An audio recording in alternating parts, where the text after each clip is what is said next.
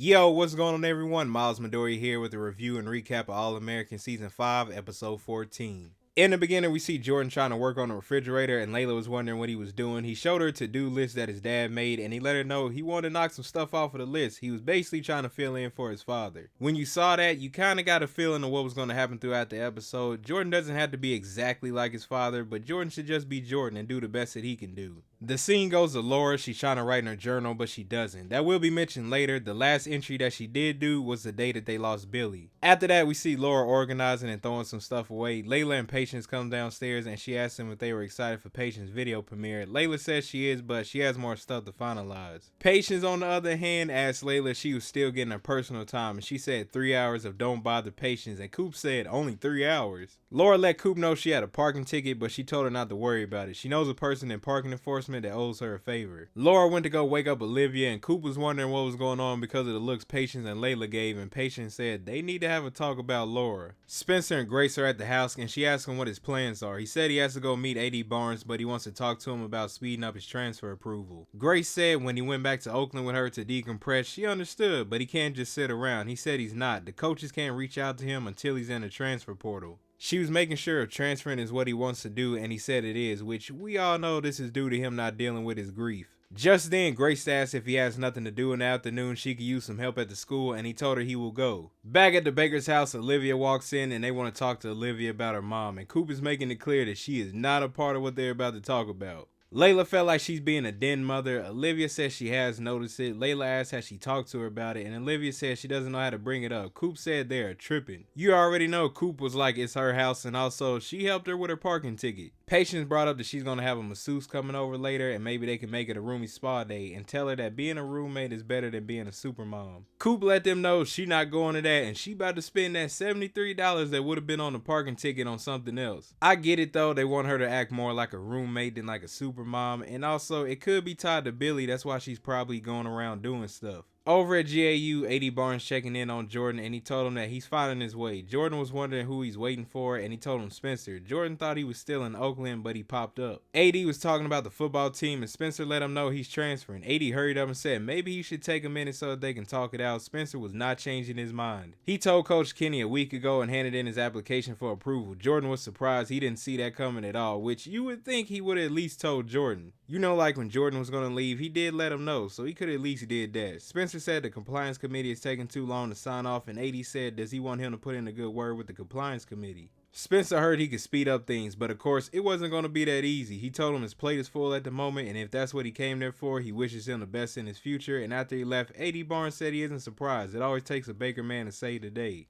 Jordan wondered what he meant. He said football. The NCAA is going to be making some decisions about the scandal, and the rumor is the punishments could be severe. Jordan still wasn't sure how he could help. That's when we see the press conference. Jordan is up there. A.D. Barnes is bringing up Billy, how his legacy lives on in the players, and most importantly his son. Then he tells the press that Jordan's going to carry on his father's legacy as a leader of men. First off, that's wild and rude to use Billy's passing to help out the football team, and on top of that, it's putting pressure on Jordan, who's already trying to fill in for his father's shoes and be exactly like him. Jordan's talking to Coach Kenny about the whole situation with A.D. Barnes, how he had a press conference mentioning his dad and how he had to do a photo op. Kenny was like, Barnes didn't tell him he was going to announce his dad accepted a coaching job, and he said if he did, he would have told him his dad changed his mind. Kenny let him know he doesn't think that detail would have changed Barnes' tune. That's when Jordan figured out that if Barnes would have said something, he knew Jordan wouldn't have went. Kenny let him know Barnes is trying to put as much distance from Garrett as possible, and his dad would have been that clean slate angle. With his dad's passing, he needed a new story, and Jordan's it. Just then, Jordan asked why didn't he tell him about Spencer transferring. Kenny said they're thick as thieves. He thought he would have told him. Jordan asked did he say why. He said he quit. It was his decision and he's there for the players who stayed. All of a sudden, Jordan got a text from Barnes about him speaking with the disciplinary committee. Jordan was asking for Kenny's opinion about should he play up the sob story. Kenny told Jordan it's his choice. He wants them to see what he sees every day. GAU football isn't a program or an institution, they're a family. A.D. Barnes shouldn't have put all of that on Jordan. He could have came up with another plan. Over at the cafe, Patience was getting something to drink, and guess who was there? It was Miko. Patience was wondering what she was doing there, and she told her it's her new favorite spot since she took her there. Miko thought she was bothering Patience, and she said it's all good. She was surprised, but she told her she got the message with the unfollow. Patience told her she didn't mean anything by that. Miko let her know she's excited for the new new video to drop and so are the other fans, but she told her she blocked all the negative comments. Patience was a little surprised that people aren't liking the video before it even comes out, which she doesn't need to be thinking about, especially how we see how she handles social media. We remember that episode when she got all those comments and it really got to her. Spencer's at the school and he sees some stuff laid out for Coach Baker, and we see a returning character pop up, and that's Kia. She's there to talk about her work with community organizing and political activism. Spencer mentioned that his mom says she's a big deal back east, and she told him that he's a big deal in her Uncle Flip's TV room, and he said, TV room? He's too young to be calling it that. She said he is, but he's too much like her granny to be calling it anything else. Spencer was like, if he ever needs him to sign his plastic couch cover, let him know. We all probably know people who had those. She let him know she's meeting up with some of the old crew later. She's not sure where, but he told her they could meet at his place, and at first it seemed like it was going to be cool, but later it didn't go so good.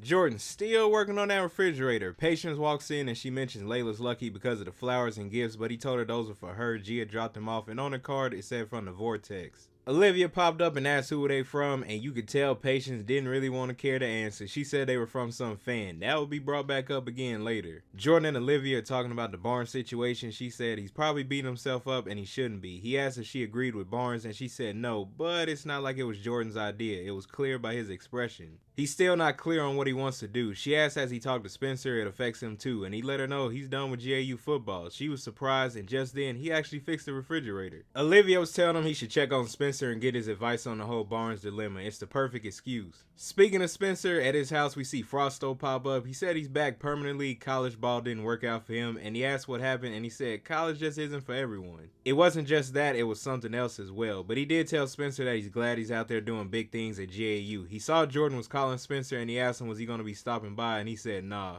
If this dude Spencer don't pick up that phone, obviously Jordan got something to say, and also you could tell Frosto knows something is wrong with Spencer. In the next scene we do see Jordan's leaving a message for Spencer, like he really needs his help and wants to just talk about the meeting. During that time he's reading books on the policies and writing stuff down while trying to fix the table at the house, but it just made him frustrated. Back to Spencer's house, Kia's Uncle Flip shows up bringing some tacos that she requested. Then he asked Spencer about the press conference about what's going on at GAU, and AD Barnes mentioned that Billy was going to be the next head coach. He thought he was faking at first until he saw Jordan up there. Frosto said, why would Jordan vouch for that? Billy was coming back to Crenshaw. Spencer said not to listen to anything coming out of that place, and there's nothing he can do to change it. He told Flip thank you for the tacos, and bruh, everyone around that party was looking like, what's going on? Is he talking to Flip like that? Like, come on, Spencer, he's being nice. And then also he watches your games in the TV room, probably with the plastic couch covers. Like, come on, bruh. Flip didn't get mad at him. He said all good loved ones stay up, and he left. Frosto said does he think that's what Jordan was calling about the GAU stuff, and he let him know that they'll wait if he wants to call him back. Spencer said he's going to stay out of that mess just like Jordan should have done. Kia said she told her uncle to stop by because she thought it'd cheer him up, but instead he kicked him out. Right now he's acting like the 9th grade Spencer. He's deflecting. He said all of that because he didn't want to talk about GAU. Kia said not wanting to talk about GAU and not caring about his teammates is not the same thing. He told her politely to mind her business. Yeah, Spencer not trying to hear any of that. Over at the Baker's house, Olivia's having a talk with Laura about her just being a roommate and her doing the mom stuff. I couldn't help but laugh at this next part, but Laura said she's been pretty chill with Jordan coming down from Layla's room and pounding bottles of water like he just went for a run. I was like, oh nah, that might be a little too much. Jordan need to relax. Olivia said that's weird for her too, but stuff like the morning stuff, moving mail around, the clothes, waking her up in the morning. But she seen how Laura was looking and she said never mind, it's no big deal. Laura said she's right and apologized. I felt a little bad for her because it could have just been something that she was doing without realizing it, but at least Olivia did let her know. In the next room, Patience is letting Layla and Gia know that she's a little nervous about the new Patience 2.0. Gia thought she was on board and Patience let her know she is, but she doesn't want her original fans to think she forgot about them. In a way, a thank you. Layla was like, thank you for what? Where is this coming from? And she told her a thank you for the gift Miko sent. Gia wondered who that was, and Layla said she has a fan account that she should be staying away from for her mental health, plus Miko has no boundaries. She let Layla know she did unfollow the page, and it was just as she ran into her at the cafe and she was telling her about some people shading her new look. Layla chimed in with it messed with her head, but Patience mentioned she doesn't want to alienate her fans, especially ones with large followings, and that did intrigue Gia. She told them Miko sent a DM about her taking a photo with the stuff she got her. She would post it on the fan account and it would hype up the video. Layla wasn't really feeling that. She questioned if it had to be Miko's page. Gia said it does. She has the biggest following for her fan account, so they all agreed, but Layla knows something is up with Miko. Jordan showed up at Spencer's house and he's a little upset. He didn't let him know about him transferring. He left him during the meeting with Barnes and now he's in that publicity stunt. Spencer was not trying to really talk about it. He said he heard, but has been kind of busy at the party. Jordan said, is that what they are now? He's acting like nothing in the last 3 years mattered to him at all. He let him know he tried respecting his space, but their friendship deserves better than that. Spencer told him they are friends. He could stay there and party with him. Jordan said he has a meeting with the NCAA. He can't party. It's a meeting that could help save GAU football, which he still cares about even if he doesn't. Spencer chimed in and said that's exactly why he's leaving. It's broken. It's none of their faults. He doesn't have to carry that weight and neither does Jordan. Jordan said, what happened to that guy that told him his fight is inside those walls at GAU? Spencer was like, when he told him he was leaving, remember what he said? Jordan said he's got to do what's right for him. And Spencer was like, exactly, which is what he's doing. That was the wrong move. Spencer should have had a better talk with Jordan. Both of them have always been there for each other and they are really showing him changing because of his grief. Jordan's back at home and he sees the refrigerator's leaking. He apologized to his mom for that because since his dad wasn't there, he wanted to fix it. She said his dad was going to fix the fridge. He said, yeah, he had a to-do list. He let his mom know that everything that mattered to his dad is falling apart because he can't fix any of it. She told him she forgot how much like Billy he can be. He brought up the to-do list again and she let him know Billy messed up on stuff too until she had to call a repairman. That dude Jordan was like, he been beating himself up trying to take care of things on that list that his dad was never able to do. I was thinking that before when he first brought up that list. I was like, what if Billy wasn't able to fix any of that and he was just trying to fix it? He let her know he's just trying to hold on to his legacy but not using his memory in a way that would let him down. Laura told him there is no legacy that mattered more to his dad than him and Olivia. He'd never want him to hold on to any part of him that held him back. That's when Laura realized he would have wanted that for her too. That was a nice moment between the two of them, and at the end of the day, Jordan has to be him, become the best version of himself. Yeah, he's a part of his dad's legacy, but he will build a legacy that's his, and he's just getting started. At Spencer's house, Frosto tells everybody that he's about to leave, and Spencer started talking stuff, and at this point, Frosto kind of said some real stuff. He said, is he really quitting on everything Coach taught them about being Crenshaw strong? Spencer said, he's playing ball next year. Frosto is the one that came back with his tail between his legs that he quit the game. Frosto let him know the game was taken from him when he blew his knee out. Coach Baker called him after it happened. He's the one that convinced him to play college ball in the first place. Billy reminded him there ain't no shame in going back home as long as you go back strong. He mentioned how Spencer took his problems from Beverly Hills and is taking his crap out on them. Frosto asked him, does he know what it means to be Crenshaw strong? It means not being defeated or afraid, not bailing on your people like they all heard him do to Jordan. Spencer told him don't act like he knows his business. He said he's right. He doesn't know, but he knows he could have been real with them about him leaving GAU, but he wasn't. He could have stepped up for his friend Coach Baker's son, but he didn't. This part probably stung a little. He said he's glad Coach Baker isn't there to see how Spencer is acting now, and that's when he left. Spencer is starting to get more out of control. He's being rude to all the people that are close to him in this episode. Jordan meets up with Layla at the event and they're talking about his dad. She said when her dad was home, she still bring her problems to Billy and she always left knowing exactly what to do next. Jordan said, guess he always just knew. She said he didn't, but he listened and believed that they knew what was right. She said Jordan has to listen to Jordan, believe he knows what's right for him, and when he finds it, do it his way, the Jordan Baker way. That's the legacy. Just then, he got an idea. He let her know he may have to miss the event and she told him to go, but before he left, he went back and gave her a kiss. Some good advice from Layla. Jordan has to do some stuff his way. Just be Jordan. At GAU, Jordan gathered the football team together. He let them know the best chance to save the team is to show the world the future of GAU football. Show the NCAA who they are, the legacy they want to build if they give them the chance. Barnes wants to get the sympathy votes, but they aren't a charity case, and Jordan said he's not the only face of GAU football. They all are. The team is not playing for his dad's legacy, it's playing for its own. He asked them to help out, and they agreed. See right there, Jordan's growing into his own more. He's doing it his way and not Barnes' way. Back at Spencer's house, Kia said that Frosto can be rude, but he wasn't wrong. She said Spencer is going back to the old him. It's a mask. That being real was always the best thing about him. That dude Spencer was tripping. He really tried to kiss Kia. At that point, she was ready to leave, and she told him to deal with his grief and stop using it as an excuse. What he did was unlike him, and she is right. He's not facing his grief and just going off on those close to him. They all know what it is, but they're still going to tell him what they think.